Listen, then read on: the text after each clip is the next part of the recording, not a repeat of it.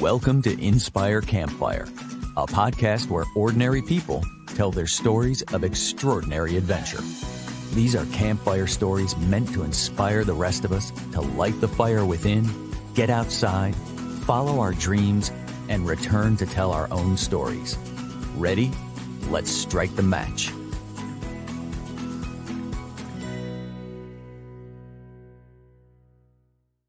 Welcome to the show. I am your host, Scott Wurzbacher, and today we're going to be talking to my very good friend and trainer, Rich O'Neill. Rich is a lifelong fitness adventurer, and he's also the founder of Elite Functional Performance here in Charlotte, North Carolina. Rich has an amazing story of all sorts of adventures that ultimately led him to a mountain biking accident years ago that changed the course of his life. I'm excited for Rich to share his story and how that accident ultimately led him to helping people like myself to physically prepare for adventures through what he calls fitness longevity.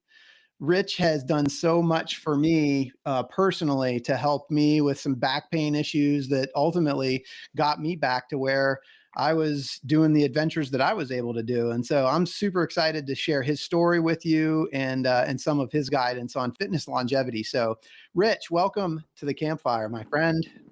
Thank you, Scott. This is awesome, man. I'm really psyched to be here. Yeah, I'm so excited. So you have such a cool background and such a cool story of kind of where you lived and sort of the progression of how you ended up in Charlotte, North Carolina. But can we just go right back to kind of the beginning of your story and where you're from and kind of how you traveled around? Yeah, sure. Well, I was born in Bronxville, New York. Lived downstate New York my entire life. I guess it really started before all that. My mother was born in Germany. So I've got very deep European roots, got some Irish in there. You can tell by the last name as well. Yeah. So I'm kind of like a mix of the classic European kind of, what you find these days over in that area in New York. Yeah. And so I feel like that served as sort of a backdrop for a lot of how my introduction came about into what I call the physical culture. I remember doing things slightly unorthodox growing up as it pertained to how my mom would treat colds and various things like that, being from a European background. And so I was always thankful to have a little bit of a more, I guess, different experience as it pertained to some of those things. But right away, I realized that, there was a lot of different stuff going on. And so living in an area like New York, you got to taste everything. Yeah. And so, before you know it, getting ready to finish up high school in North Jersey and had an opportunity to get to a small state school in Southern Vermont for a couple years. And that was really my first experience of moving from a really urbanized metropolitan area like New York, heavily densely populated, kind of a classic, like, what it's like to live in an urban area, Right. to a very secluded part of the country that some people never get to go to, and exploring other parts that I've never been to within that state, within that region, really just kind of like the curtain lifted for me. And I realized that there was something beyond what this melting pot that I was raised in and around. Culturally, there was so much for me to absorb in the area that I was, where I grew up and how I grew up and when I grew up. But all of a sudden, I realized that there was a lot more to see and experience, and adventures were going to be what really, cataloged my experience through memories and things like that. And so it was a turning point for me to grow up in a very specific area and have a very specific, kind of like things are in a very immigrant based neighborhood, and with, first and second generation immigrants all over the place. Things look very, very standardized. And Right. so for me to leave that environment and go explore Southern Vermont and the whole Northeast Kingdom and different crazy parts of New England I'd never been to, and Montreal, all of a sudden I was like, man, I kind of don't want to go back to New York. Right. So something that kind of a switch flipped in you. And actually it's funny because we were talking this morning and you said that kind of a time came where you were just ready to kind of move away from where you were. And there was something that involved a coin toss here that. Yeah. So the coin toss was, do we go to Vermont or do we go to Boulder, Colorado? Yeah, that was it. I was having a tough time deciding, and my dad was just like, why don't you just flip a coin? because you only got two choices and you seem to be cool with each one, but you're struggling on where to land. So Right. flip a damn coin. That always works. And sure enough, Boulder, Colorado is where it began. My true transition into the physical culture through the portal of nutrition and supplementation. And so that was kind of the jump off point for me to now start going full time into that world. Learning more about the implementation of, nutritional herbs with food, with, other holistic practices to create wellness for people on a very intrinsic level. And so that was just flip a coin and see where you land. Flip the coin and see where we land. So here's what I love about Rich O'Neill, because kind of this, macho Bronx tough guy that goes out to Colorado and becomes a hippie. And, now we got the best of both worlds. I mean, it's, Talk it's about two sides of a coin. that's exactly right. But it's pretty awesome. So Rich, so you moved out to Colorado, you start working at Whole Foods, and I mean, Mhm. man, the adventures that you can have in Colorado. Let's talk about that. Yeah, I mean, it was very eye-opening. I had been into mountain biking up through the Catskills and parts of New York that weren't far from where I was living. Got up in the areas I was familiar with in Vermont and up through some other areas in New England and thought I knew big mountain riding. Yeah. And then I went to the Rockies and realized I hadn't experienced anything relatively close to any of that. Yeah. Totally So I different. was geographically altered in my perspective, Mhm. and you just had to basically start from square one and test your limits and see where your comfort zone was. But I really enjoyed the adventures as far as being able to do everything from mountain biking and snowboarding on the same day, depending on what season it was, to snowshoeing and different things I had never done before. Adventures outdoors with animals, doing cool stuff, and just the ability to explore into open space. I was really thankful to land in Boulder County, where they've just from day one have done a fantastic job.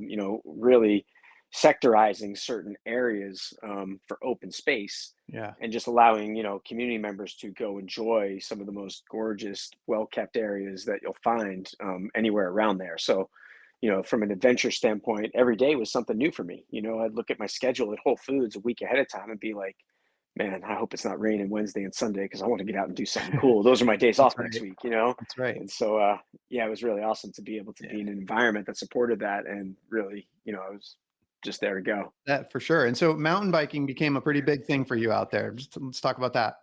Yeah, for sure. I mean, that was the easiest way for me to, get my next adventure, so to speak. Like, I came through a very heavy background of BMXing, BMX racing, freestyle dirt jumping. Again, where I grew up, when I grew up, it was, these pre-X Games type activities Yeah.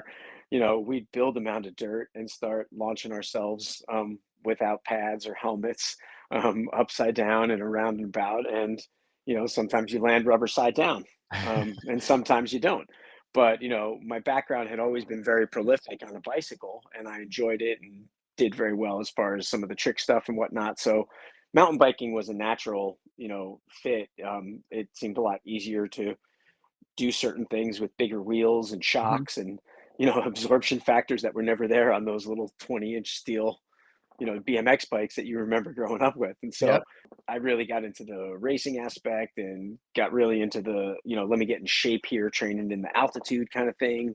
And it really took a hold of me when I first got out there. Cause again, I mean, I could go to these ski resorts that were, hosting races in the off season from snow and really experience, lots of new adventures that were just way out of my relative comfort zone, but also just things I had never even thought were out there.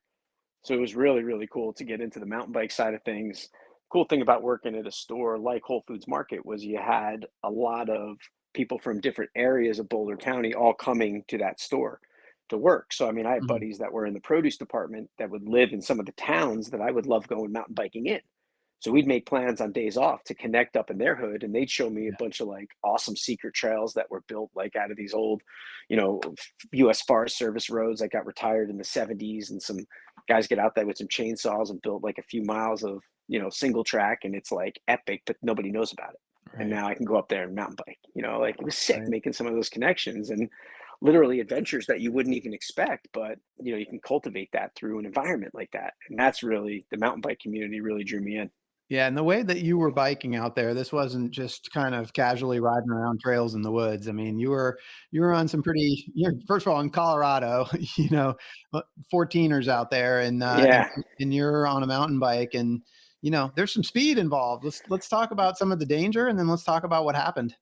Yeah, I mean, you'd like to go fast, and again, not being familiar with a lot of the big mountain situations, I'd never seen boulders getting spit out of people's back tires, um, that come at you looking at like the size of a Right. basketball, and you got to either do some quick reactive stuff, or you're gonna end up rubber side up, and that's never Yep. good. Yeah. And so, doing a race one time in Winter Park, Colorado, 2001, doing pretty good, and saw a racer in front of me go down and spit a rock out, and I wasn't able to get out of the way in time. Turned the bars, crashed into that. And at the time, I had already broken my right hand 3 times and my left wrist once in Mm. some form of accident associated with putting my hands out in front of me, falling on bikes over the course of my life. So I remember that distinct moment being like, "Don't put your hands out, dummy. This is going to be a bad Right. one." So I decided to kind of like take it in the shoulder, the same Okay. shoulder I'd broken a collarbone on the summer before I started high school Yep. in a parking lot BMX accident, like an idiot. So that same broken right collarbone was now going to absorb all the force going downhill, flying. Yeah, so I tore my shoulder up pretty good. Didn't break anything, thankfully, but the injury was severe enough that I landed myself as a patient in North Boulder Physical Therapy Clinic, and Whole Foods was picking up the tab. So you better believe I was in there 3 days a week doing all my homework, doing my Mhm. sessions, Yep. and really trying to rehab a, you know, partially torn rotator cuff. There was some, damage at the supraspinatus and infraspinatus, which are the muscles that would be responsible, say, for reaching back to grab the seatbelt in your vehicle, Okay. that external rotation of the shoulder. So that means the actions of things like, washing your hair, brushing your teeth, rotating the arm in that action on my right shoulder, my dominant arm, that was problematic. And it was a slow return after an accident like that because of the heavy compression and impact. There was an AC sprain of the ligaments in the acromion clavicular joint there from the impact. And so, you got some tendon damage, you got some ligament damage, you got some muscular damage. Yeah. Thankfully, you didn't break any bones. So, I'm Yeah. sitting in there and doing my exercises and everything's going. And, you know, here we are rehabbing now. So the accident, what did it do to what did it mean for your love of mountain biking and your the path you were on in terms of mountain biking? Yeah, I mean, it definitely makes you start realizing that, there's different levels of competition involved with Mhm. sports like that. Things like dual slalom, downhill, a lot of the slope style, high risk park events are, they carry with it a certain risk to reward ratio that I think I fit better now into the standard cross country kind of classic fit as Sure. far as what those Sure. courses and Well, tracks look like, and you grind it out there. You realize like I can distinctly remember that morning, after the wreck, and I'm in the sling, and I was able to unvelcro it so that I could just at least get my arm to move a little bit at the elbow. And my alarm goes off the next morning. So I'm laying in bed and I was like, let me just see if I could like do anything with this arm. And I tried to like do something like external rotation to try and like roll and hit the yep. alarm. And I couldn't get any movement at all. So I mean, in that moment that I was so terrified thinking I had done severe damage. This is the morning after. I hadn't had any pictures yet. I'm like, something, it doesn't work at all. And I'm trying. And so that moment that like I was terrified that like, man, did I like, is my arm shut off? What's the deal here? It's definitely bad. First thing I could think of was to go to Whole Foods and get one of the massage girls at the, Yep. little face down massage chair area to start rubbing on that thing. That was a bad idea because it was pretty angry. And then girl gets in there with the thumb and finds an old trigger point, from throwing baseballs or something. And wham, now it's really angry.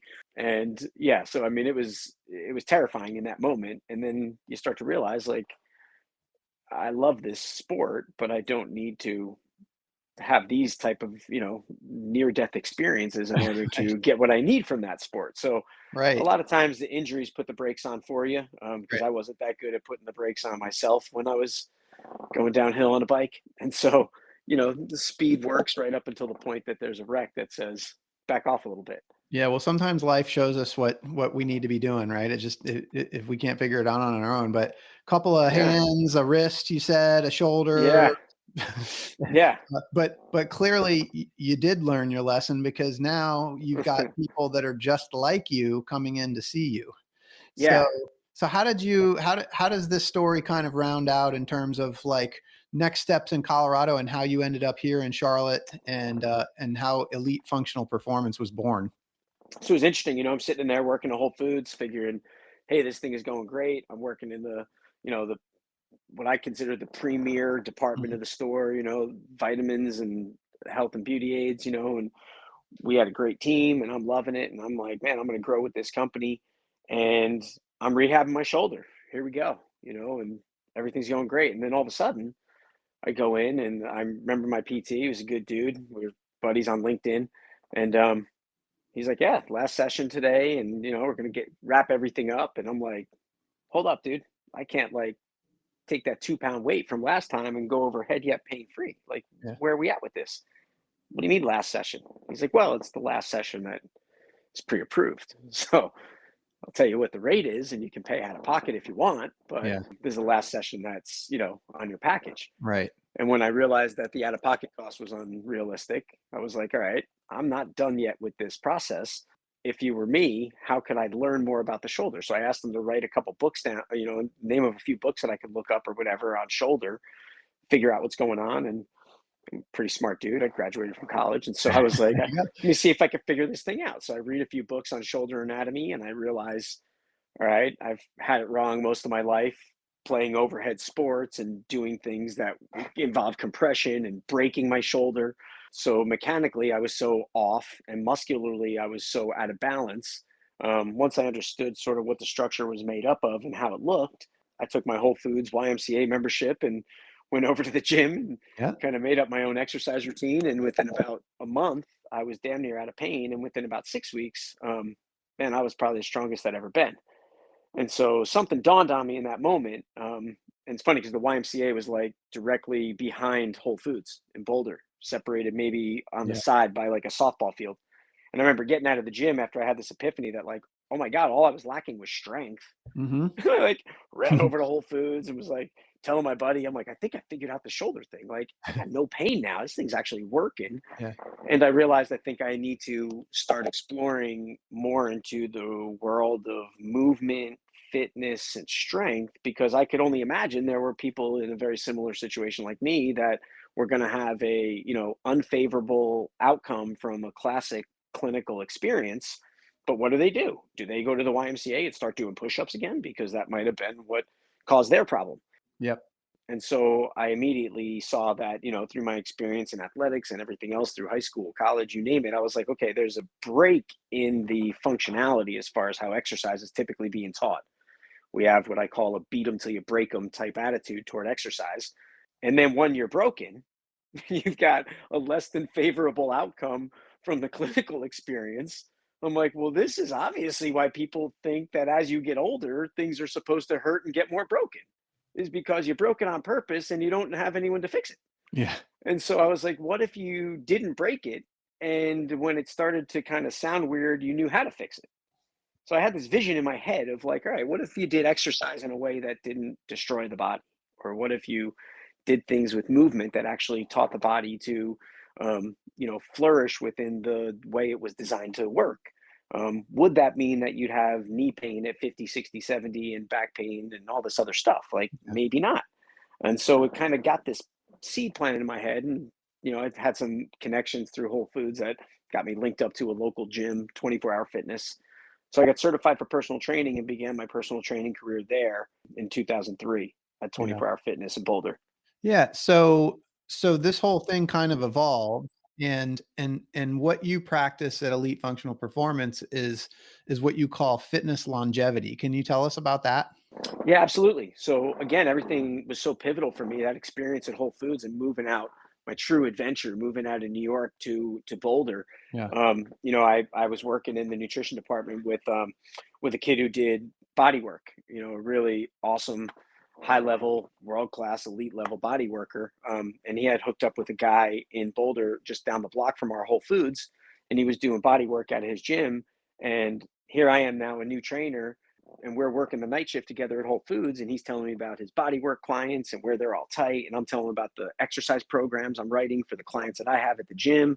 And we're really vibing on this whole, like, yeah, we're selling vitamins and slinging supplements all over Boulder, but we're also like both developing this second career as Yeah. like hands-on and movement guys. And Yep. and he kept saying, you got to meet this guy Sam. He's like, your brains are very similar, and that's really what he kept drilling it. Like, you're thinking the same way conceptually, you're seeing the same things being wrong. I hear you saying a lot of what he's saying. And finally, I've driven by the place 1,000 times. It's on a pretty major road in Boulder. So I went in, I met the guy, and what I thought was a casual conversation, I later learned was my formal interview. Um, and he was going to allow me to come in and do some personal training. What really made me committed from the beginning to working with Sam, his name's Sam Ionetta, committed to working with Sam and being mentored by Sam, was he's describing to me in this conversation slash interview his system of exercise that is, I'm like, I've been thinking this, but you've actually got a system that has simplified this thing down to the raw nuts and bolts of what's required for this lifetime of, quality movement. And he's like the only other guy I met at that point in my life who didn't believe that you have to feel like crap as you get older, or things must degrade and deteriorate in the human body as you age, and that pain and discomfort and limited movement is part of the aging process. He was like, I think it's all BS. And we have an exercise system that's starting to buck the trend and have our grandmas outperforming their grandkids. And I'm Yeah. like, I'm Yeah. like, really? I'm like, I believe that this is a thing. I'm trying to do that at this other gym, but I got like frat boys dropping 100-pound dumbbells all over the place, Yeah. and kids on the cardio machine trying to sweat out a hangover from the night before, and I'm getting nowhere. And he's like, no, not only is this a thing, like that's the only thing we do here. And I was like, oh, brilliant. Yeah. Lock me in. And, I stayed locked in, working exclusively for Sam for, almost 11 years. Yeah, I mean, so in this, I want to get into that just a little bit more because, obviously it's helped me, but so let's just kind of fast forward from Colorado to Charlotte to Elite Functional Performance, and then we'll kind of get into some more of that, the fitness longevity. Yeah. So, I mean, I basically, I've been mentoring under Sam, again, over 10 years, really had a strong hold on the system at that point. I believe that he'd always drill me to study the body, know your anatomy, this and that. I think at some point, leaving that scene and venturing out on my own was going to be the next step in my own development, as his mentor, as his mentoree. And so, as fate had it, I was never looking, but through a mutual connection of a client that I was training, I got invited to her wedding. I meet a gal there who's a close friend of hers. We hit it off, and she lives in Charlotte.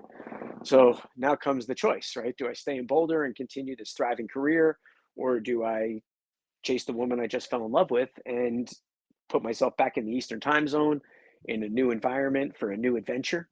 And, Nice. there's the opportunity now for me to have a family. And I felt like I was at the time equipped with a good enough skill set that I could, kind of fly the coop and be out from under Sam's wing and maybe not fail. So Charlotte was the place where I landed. And I knew when I got here, I was like, it's a long shot that I'm going to find what I need here for a job. I mean, I can't go to the local YMCA and do what I do. Mhm. You couldn't imagine training the way I do in a place like that. And it's just because our system is a lot less conventional than what you'd experience in a lot of those scenarios. And so it's got to be taught, delivered, and conceptualized very specifically in a very, I think in a very precise way. And so I think in a way, the thought was in my mind at some point upon arriving in Charlotte, like, I'm probably going to have to just start my own gig here because I doubt Yeah. anybody's going to have anything close to what Sam had. Yeah. And I needed a certain way for me to do what I do. Yeah. So that was in a sense the birth of elite functional performance, was me kind of like needing a place to work. And the gym that I had briefly hooked up with when I first got here was going under, and owner was going to just shut the doors and shut it down. So we bought some of the equipment, found a location, and shortly after I had arrived here and met a group of trainers that I had started to kind of form a community with, a few of the clients, a couple of the people I've been working with, we all decided to just kind of start this thing from scratch. That was 2016. Yeah, I love it. So you said, so now you're in Charlotte, and you said when you were working with Sam, I love that you said grandmas were outperforming their grandkids or something to Yes, that effect. So sure. what is the underpinning of that? Just for layman listeners, like what's the underpinning of that fitness longevity that helps grandma outperform her grandkids? Yeah, so it's black and white. It's very simple stuff. Like when people ask me, so what do you do with exercise? I'm like, let's talk about what I don't do. Like we don't believe that flipping tractor tires or swinging sledgehammers is a good way to keep your lower back in shape over the course of a lifetime. Whether you do it right or wrong, whatever, if you didn't do it, you'd probably feel better. Hmm. So we've simplified the exercise system to truly what the body needs. Hmm. We need to push, we need to pull, we need to squat, we need to twist, we need to do these with correct biomechanical precision. We need to have functional joint range of motion, maybe not precise end range, or what they say in the book is optimal joint range of motion, what makes sense for each person. We know we need functional strength. Try getting through life being weak. That doesn't work for anybody. The door is going to weigh 20 something pounds. You got to push it open. Life has load, and we need stability because we have staircases and we get in and out of vehicles and we raise and lower our center of mass. Hmm. So all these different things pertain to needs of the human body from a movement standpoint over a lifetime. And fitness longevity has simplified the exercise piece to, a really digestible dosage of things that the human body now receives, everything from triplanar movement where we're, raising and lowering, twisting and moving into the side plane, giving it distractions from the standpoint of how we affect the core, moving in different planes, and with weight, without weight, elastic bands, body weight, and changing up the nervous system response around all these different movements. And so the idea is that when this simplified program gets delivered in an expert manner to a human being, the brain soaks it up and delivers it through the body to produce these life changing effects, or Right. maybe these life sustaining effects. So you look at somebody who could be in a training program like this for 20 years, they're going to be getting trained incredibly well for 20 years.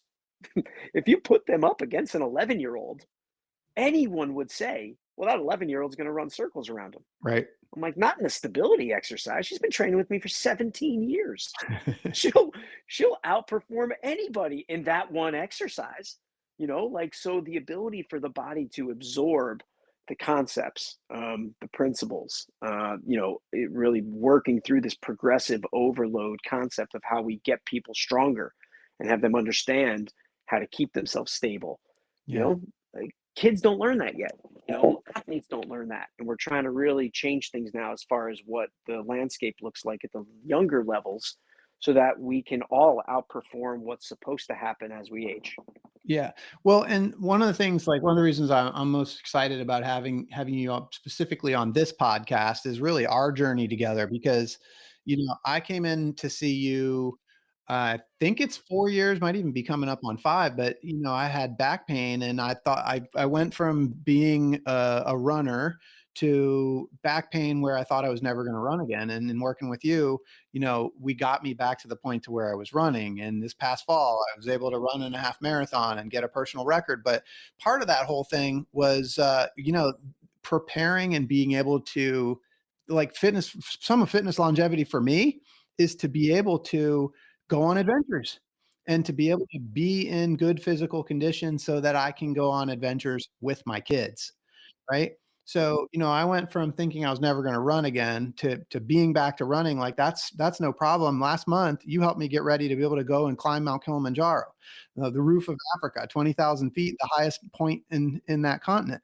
And, I feel like we did it together, Rich, and I'm super grateful for that. And I think what I wanna, really be able to emphasize with our listeners on this podcast episode is, some of that preparation for adventure. And I think you and I talk a lot during our sessions about the sedentary lifestyle. And it's funny. when I recapped my climb on Kilimanjaro with my climbing partners, Kendall, who was on that episode, he started the climb with some bad back pain. And Mm. I kept reminding him something that you've told me over and over again, and that is motion is the lotion. Yeah. Yeah, you nailed it. And so that became kind of the mantra on that climb. But Kendall started out with back pain, and he finished climbing that mountain feeling great. Can you talk a little bit about like the sedentary lifestyle and how what you're doing helps people to prepare for adventure? Sure. I mean, I think from the perspective of what we've done to ourselves as a society, we've really written a contract with technology that, Hmm. in a sense, says, "Here, take our bodies and do whatever you want with it." Because we are continuing to find ourselves as technology advances our society. We find ourselves in a seated position more frequently. We find ourselves with devices or something drawing our attention within about 2 feet in front or 2 feet below us. And we find ourselves changing our spinal position into the same flexion based position that we're being told as you age, man, you better stay out of that. That's old man posture. Well, then why are we here starting at 26 at your first desk job after you get out of college? Spend 35 years there, and then when you realize you need some exercise, you do sit-ups, and we're constantly just perpetuating this forwardness in our body's Yeah. position and our structures. So for people, we're obviously on video here, you and I can see your body Yeah, as you're kind of making these movements. For those people yeah. that are listening to the podcast, I mean, you're demonstrating like these curled in, the shoulders are curled in, and everything's kind of collapsed inwards. And Mhm. what you're talking about is, we need to get back to this place where we're kind of Yeah, expanding I it. talk of we use terminology like we envision our spine looking like a cashew, Hmm. or starting to look like a question mark, Hmm. with the roundedness in the upper piece. And so the idea of maintaining a upright spinal position is paramount. It's the centerpiece for everything we do from a fitness standpoint in the fitness longevity system. Is you must start from a spinal position that is near or at neutral, and neutral then will translate into the ball and socket position at the shoulders, and where we are with the hips and weight distribution side to side, so we can start to correct positions nearer to neutral before we even start moving, and that prepares the nervous system for the forthcoming movement, and thus regular practices like that prepare the body for adventure. Hmm. And so the fitness longevity system and the algorithm in terms of how we think about somebody coming in and they've got some stiffness. And so we first like think about taking the tissue through some mobilization tactics and techniques that are going to, help to maybe gear down the nervous system a little bit that's been holding things so tight. Then we look at some, maybe muscles that are opposing that area that's tight that might not have been as active, and we work on activating that. And then we try to integrate everything the way that we would kind of use our bodies in life. And so the algorithm with how we follow this also kind of leads the body into how we prepare for all of our adventures. We do our warm ups, we do our activation, we get moving. And so that's it, is the sedentary position creates all this compression in the joints, all of this static, just it's junk. I just call it junk. It's just this gunk in the tissue that gets sticky and there's no blood flow and the tendons get crispy, and movement is the only thing that starts to circulate blood Hmm. and produce, we get synovial fluid going in the joint. That's our joint lubrication. And so, as we start moving, we are starting to grease up the ball and socket and starting to get the joint surfaces gliding a little bit. The muscles are pumping some blood through there. And it's almost like we're lotioning up the body where it was once just kind of stuck like a dried out sponge, sitting behind the desk in a curled forward position, needing to get into the right position and get moving. And so the fitness longevity system gives us everything we need to be able to deliver that. What would you say to people that are feeling like they want to go participate in adventures? Maybe they want to go on a backpacking trip. Maybe they want to go climb a mountain. Maybe they're interested in like taking up some new sport. But what the story is that they're telling themselves is I'm not in good enough shape. I can't do that. Like what would you say to people like that? And how might your system help them? Yeah, I'd say, you know what, you're probably right. Um, you've got to, I never try to make it seem like we know something more than what somebody feels. If Yeah. you feel you're not in shape, you're probably not. Yeah. Which makes something even as casual as, walking kind of dangerous if we look at the amount of impact that we could be delivering to the ankles, the knees, the hips, the lower back. I always say you can't blow your ACL if you're sitting on the couch, but you can if you get up and you start trying to exercise and you're a mess. Yeah. And so sometimes we got to really look at the fact that someone could be a level zero, a true beginner. Yep. And we got to make sure that they are led through the protocol the right way. And another beautiful thing about the system, and specifically the way Sam taught it to me, was you don't move to step two until I've seen you with my own eyes own step one. So if we give you some ankle mobility work because your ankles were sprained and they never got rehabbed, and we give you some drills to do, we're not moving on to squats or any more, complex compound movements until I've seen that your ankles are better than what they were. I need to see that with my own eyes. I'm not going to take your word for it. And so, when we implement the program for the people that need specific things and they get their homework done and they make these changes, we can start to kind of guide them through and make sure that there's an appropriate starting point for each person. But if somebody feels like they're not in shape and it's strictly because of, say, their cardio capacity, as better, as well as anybody. If you're starting a new program, you're kind of starting from the beginning, Mhm. pertaining to everything. Like, in other words, you had a very, a great background as an endurance athlete, and even with your pain, you still maintained activity enough that you came in and you had some cardio. But we worked on, in my program, cardio, strength, flexibility, mobility, power, speed. So you were new to everything as it related to my new system or your experience in my program, your new fitness adventure. And so when somebody comes in and they feel like they're not in shape, we're like, yeah, if you drove here in a car, your hips are probably stiff. If Mhm. you sit down for work, your hips and your ankles are probably stiff and your glutes are turned off. When COVID started, all of a sudden, all these desk workers that just were the people I described had an unlimited amount of time to go start. I'm walking 7 miles a day now through my neighborhood. And I'm like, dude, on cement with shoes that are 2 years old? Like, you're going to destroy yourself. And so that was 2020. We saw everybody get out there and start moving. Yeah. And by late 2020 into 21, in came all the weird fasciitis stuff that's not typical, like what we see, and tight soleus in people that we never seen before. The calf muscles underneath there, like Sure. weird, funky stuff because people just got out and started going. So we really saw very recently what it can look like if we just send people out there into this culture of, I always say it's this coin toss thing, right? Everything to me is like it's this or it's this. Right. I feel like we've got one side of the coin that is telling people in the fitness capacity, go out and move often. And then guys like me and Sam are over here on the other side of the coin saying, yeah, we'll get to that. That's the other side of the coin. The other side that we're focusing on is you must move well. Yeah. Like, we had to teach you how to walk again We did. on your first You session, you did, yes. but you walked in. So you clearly know how to walk, but we broke down your biomechanical movement from the beginning with the most functional thing that all humans do if they're uninjured. They walk. And Yeah. so we reprogrammed how your body moved, literally reprogrammed it from your brain through every tissue in your body until everything that you were doing was done with biomechanical precision. And we made sure that the areas required to do it with repetition were functionally strong and the joints were mobile. And so when you plug the system in, you can really get anybody anywhere they need to be.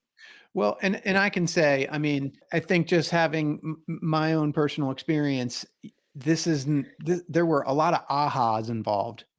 It wasn't the learning that you taught me, the lessons that you taught me. It was kind of like, oh, and then it's like, Hmm. mentally I get it. And then it was really just about like practicing it and the repetition. So, I think for somebody that like wants to go on an adventure, that there's something that they want to do, but the physical aspect is holding them back. It's not like this has to take, years and years and years and years. You just have to make sure you get the fundamentals down. So, I guess I'd love for you to kind of speak on that in terms of like timeline, specifically for somebody that, might not be going on that adventure because they're worried about the physical aspect. Yeah, I mean, you're a great example, right? Like, you came to me, you had some pretty significant back pain, and you felt that your back pain was going to limit your capacity to ever be a runner again, or to have a decent quality of movement. I said, well, man, that's terrible. I'm sorry to hear about your back pain. Tell me about your accident. And you were like, well, I didn't really have an accident. And I immediately, something goes off in my head when I hear that. Like, if I hear somebody tell me that they've got pain, but there was no impact, Sam would always say that, your program has to be, our tagline would say, when knowledge and experience meet common sense, Hmm. because there's this common sense thing that is incorporated with everything that we do that should be the driving force behind a lot of the decisions we make and conclusions we come to. So here I am hearing somebody tell me about pain, significant pain in their back, and I'm waiting to hear a story about, yeah, I fell off the ladder taking down the Christmas lights, or, I got hit, I fell off a motorcycle. It was going 35 miles an hour. But in the absence of impact, when something hurts, there's usually some dots that we can start to connect that are going to lead us to a more solution based outcome than just trying to get relief for the pain. So what I mean by that is if somebody were to come in and say I have back pain, and it turns out that that person is, you know, super tall, say 6'5" or higher, and they sit for 50 hours a week at a desk, and that desk chair is meant for guys in my height range at about 5'10", then that guy's going to be jammed up at his desk for a long time, and his hips are going to be stiff, and his spine is going to be rounded forward, and he doesn't fit. And so that's kind of the caveat for people as it applies to this timeline, right? Like the fitness longevity system is going to have us take you through some movements in our initial meeting that are going to point out very clearly, do you own this or not? Hmm. So that means we get the starting point right. And in our non impact pain based people, we're going to find something that needs to get stretched, or something that needs to get strengthened, or something that needs to get stabilized. And when we can deliver that aha moment pretty early on in the program, we get people to now have a level of buy-in that's going to make them very consistent with their stretches and with their exercises and with their correctives and therapeutic strategies. So it's almost like watching this person emerge from this funk of like, man, I don't think I'm ever going to be able to do my, you know, adventure because I got this knee thing.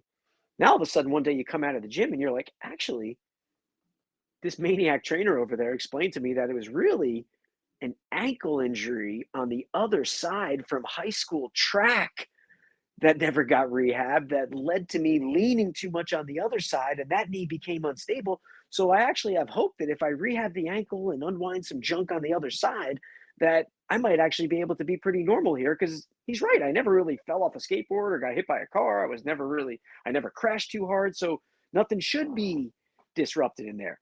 So you start to now see somebody feel hopeful, not only about their next potential adventure, but about the prospect of staying consistent with a program. For sure, for sure. And I think, if there's one takeaway, I think I just want people to know that there's hope, because sometimes you think, it's, like for me, I thought I was done running, but there was education and things that you taught me, and then there was the practice and the repetition, and there were ahas. And so, there is hope, and that's for sure.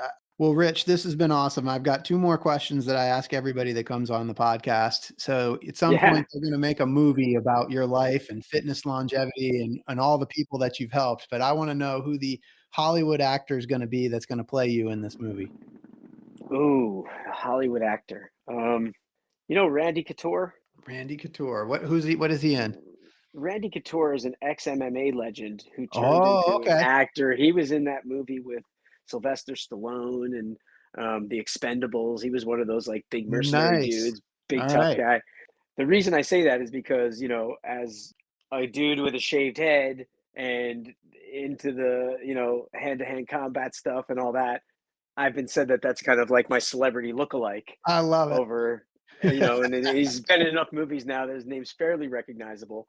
But I think what would be interesting is that my life is so unconventional from the standpoint of what I've done athletically, Yeah. and movement oriented, that somebody who's basically spent a lifetime in that, combat culture, to pull someone athletically gifted in that world into other things like mountain biking and doing all this other crazy stuff, it would probably be pretty awesome for a dude like that to play me in a movie I about my love life. it. I you love it. know, like he'd love that more than I would. That's super fun. So what's your movie going to be called?